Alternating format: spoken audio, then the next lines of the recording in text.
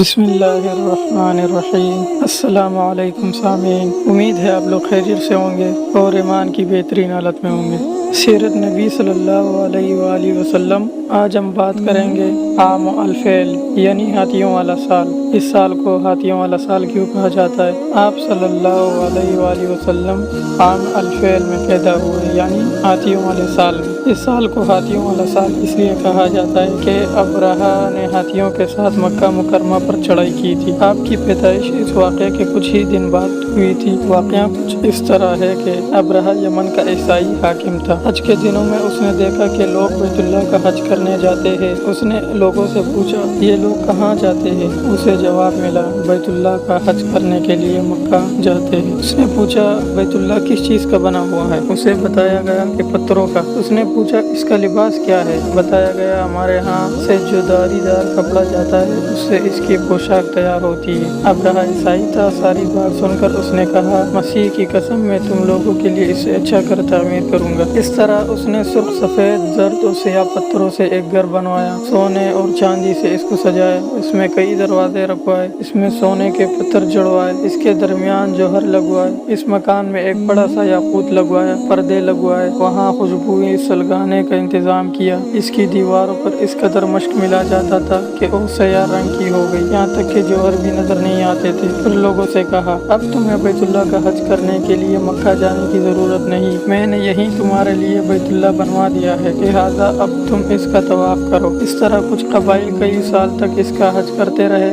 اس میں اعتکاف کرتے رہے، حج والے مناسک بھی یہیں ادا کرتے رہے۔ عرب کے ایک شخص نفیل حشمی سے یہ بات برداشت نہ ہو سکی۔ وہ اس مصنوعی خانہ کعبہ کے خلاف دل ہی دل میں کڑھتا رہا۔ آخر اس نے دل میں ٹان لی کہ وہ ابرہہ کی اس عمارت کو گند کر کے چھوڑے گا۔ پھر ایک رات اس نے چوری چھپے بہت سی گندگی اس میں ڈال دی۔ ابرہہ کو معلوم ہوا تو سخت غضبناک ہوا، کہنے لگا یہ کارروائی کسی عرب نے اپنے کعبہ کے لیے کی ہے، میں اسے ڈھا دوں گا، اس کا ایک ایک پتھر توڑ دوں گا۔ اس نے شام و حبشہ کو یہ تفصیلات لکھ دی۔ اس سے درخواست کی کہ وہ اپنا ہاتھی بھیج دے۔ اس ہاتھی کا نام محمود تھا۔ یہ اس قدر بڑا تھا کہ اتنا بڑا ہاتھی روئے زمین پر دیکھنے میں نہیں آیا تھا۔ جب ہاتھی اس کے پاس پہنچ گئے تو اپنے فوج لے کر نکلا اور مکہ کا رخ کیا۔ یہ لشکر جب مکہ کے قریب و جوار میں پہنچا تو ابرہہ نے فوج کو حکم دیا کہ ان لوگوں کے جانور لوٹ لیے جائے۔ اس کے حکم پر فوجیوں نے جانور پکڑ لیے۔ ان میں عبد المطلب کے اونٹ بھی تھے۔ نفیل بھی اس لشکر میں ابرہہ کے ساتھ موجود تھا اور یہ عبد المطلب کا دوست تھا۔ عبد المطلب اس سے ملے، اونٹوں کے سلسلے میں بات کی۔ نفیل نے ابرہہ سے کہا قریش کا سردار عبد المطلب ملنا چاہتا ہے، یہ شخص تمام عرب کا سردار ہے، شرف اور بزرگی اس سے حاصل ہے، لوگوں میں اس کا بہت بڑا اثر ہے، لوگوں کو اچھے اچھے گھوڑے دیتا ہے، انہیں عطیات دیتا ہے، کھانا کھلاتا ہے۔ یہ گویا عبد المطلب کا تعارف تھا۔ ابرہہ نے انہیں ملاقات کے لیے بلایا۔ ابرہہ نے ان سے پوچھا بتائے آپ کیا چاہتے ہیں؟ انہوں نے جواب دیا میں چاہتا ہوں میرے اونٹ مجھے واپس مل جائے۔ ان کی بات سن کر ابرہہ بہت حیران ہوا۔ اس نے کہا مجھے تو بتایا گیا تھا کہ آپ عرب کے سردار ہیں، بہت عزت اور بزرگی کے مالک ہیں، لیکن لگتا ہے مجھ سے غلط بیانی کی گئی، کیونکہ میرا خیال تھا آپ مجھ سے بیت اللہ کے بارے میں بات کریں گے، جس کو میں گرانے آیا ہوں اور جس کے ساتھ آپ سب کی عزت وابستہ ہے، لیکن آپ نے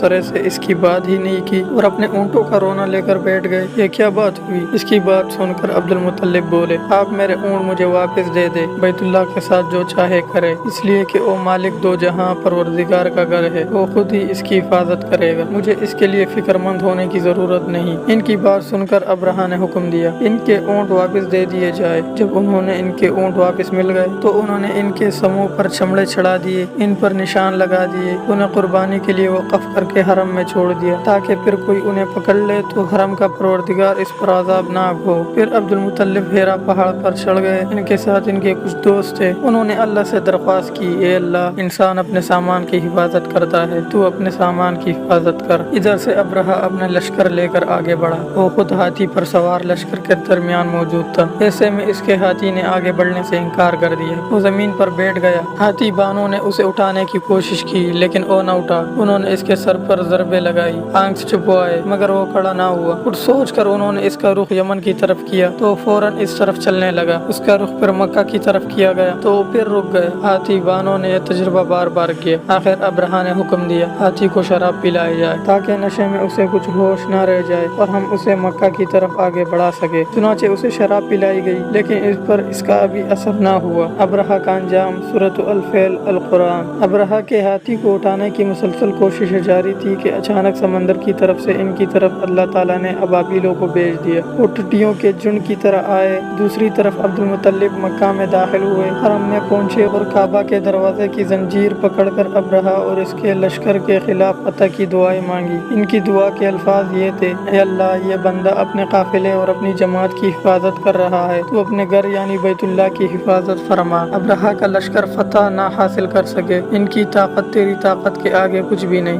आज सलीब कामयाब ना हो। सलीब का लफ्ज इसलिए बोला कि अब्रहा ईसाई था और सलीब को ईसाई अपने निशान के तौर पर साथ लेकर चलते हैं। अब उन्होंने अपनी कौम को साथ लिया और हरा पहाड़ पर चढ़ गए, क्योंकि इनका ख्याल था वो अब्रहा का मुकाबला नहीं कर सकेंगे। और फिर अल्लाह ताला ने परिंदों अबाबीलों के जन भेज दिए। ये परिंदे चिड़िया से कदरे बड़े थे। इनमें से हर परिंदे की चोंच और पंजों में पत्थर के 3-3 टुकड़े थे। ये पत्थर परिंदों ने अब्रहा के लश्कर पर गिराने की कोशिश की। जो ही ये पत्थर इन पर गिरे, इनके टुकड़े टुकड़े हो गए, बिल्कुल इसी तरह जैसे आज किसी जगह ऊपर से बम गिराया जाए। अब्रहा का हाथी महमूद अलबत्ता इन कंकरियों से महफूज रहा। बाकी सब हाथी तहस नहस हो गए। ये हाथी तेरा आदत थे, सबके सब काए हुए नफूस के मानंद हो गए, जैसा कि सूरत अल-फैल में आता है। अब्रहा और उसके कुछ साथी तबाही का यह मंजर देखकर बुरी तरह भाग गए, लेकिन परिंदों ने इनको भी न छोड़ा। अब्रहा के बारे में तबक़ात में लिखा है कि इसके जिस्म का एक एक उज़ू अलग होकर गिरता चला गया, यानी वो भाग रहा था और इसके जिस्म का एक एक हिस्सा अलग होकर गिर रहा था। दूसरी तरफ अब्दुल मुत्तलिब ने इस इंतजार में थे कि कब हमला होता है, लेकिन हमलावर जब मक्का में दाखिल न हुए तो वो हालात मालूम करने के लिए नीचे उतरे। मक्का से बाहर निकले तब उन्होंने देखा सारा लश्कर तबाह हो चुका है। खूब माल गनीमत इनके हाथ लगा है, बेशुमार सामान हाथ आया है। माल में सोना चांदी भी बेतहाशा था। लश्कर में से कुछ लोग ऐसे भी थे जो वापस नहीं भागे थे, ये मक्का में रह गए थे। इनमें अब्रहा के हाथी का महावत भी था, जो महमूद को आगे लाने में नाकाम रहा था।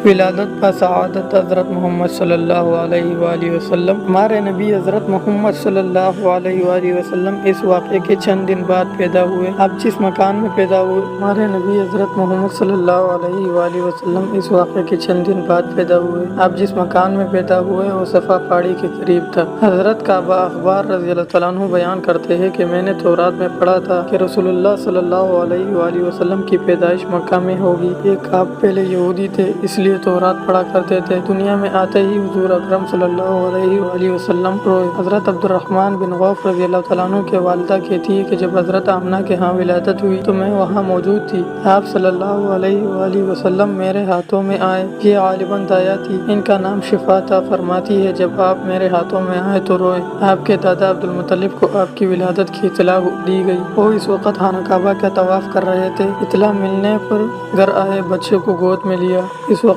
आपके वालिदा ने इनसे कहा, ये बच्चा अजीब है, सजदे की हालत में पैदा हुआ, यानी पैदा होते ही इसने पहले सजदा किया, फिर सजदे से सर उठाकर उंगली आसमान की तरफ उठाई। अब्दुल मुत्तलिब ने आपको देखा, इसके बाद आपको काबा में ले आए, आपको गोद में लिए रहे और तवाफ करते रहे, फिर वापस लाकर हजरत आमना को दिया। आपको अरब के दस्तूर के मुताबिक एक बर्तन से डांपा गया, लेकिन वो बर्तन टूटकर आपके ऊपर से हट गए। इस वक्त आप अपना अंगूठा चूसते नजर आए। इस मौके पर शैतान बुरी तरह चीखा। तफसीर इब्न महलद में है कि शैतान सिर्फ 4 मरतबा चीखा। पहली बार वो इस वक्त जब अल्लाह ताला ने उसे मलऊन ठहराया, दूसरी बार उस वक्त जब उसे ज़मीन पर उतारा गया, तीसरी बार उस वक्त चीखा जब हज़रत मोहम्मद सल्लल्लाहु अलैहि वसल्लम की पैदाइश हुई, और चौथी मरतबा इस वक्त जब नबी करीम सल्लल्लाहु अलैहि वसल्लम पर सूरत फातिहा नाजिल हुई। इस मौके पर हज़रत हसन बिन साबित रज़ियल्लाहु तआला अन्हु कहते हैं, मैं 8 साल का था। जो कुछ देखता और सुनता था इस वक्त समझता था। एक सुबह मैंने यसरब यानी मदीना मुनव्वरा में एक यहूदी को देखा। वो एक ऊंचे टेले पर चढ़कर चिल्ला रहा था। लोग उस यहूदी के गिर्द जमा हो गए और बोले, क्या बात है,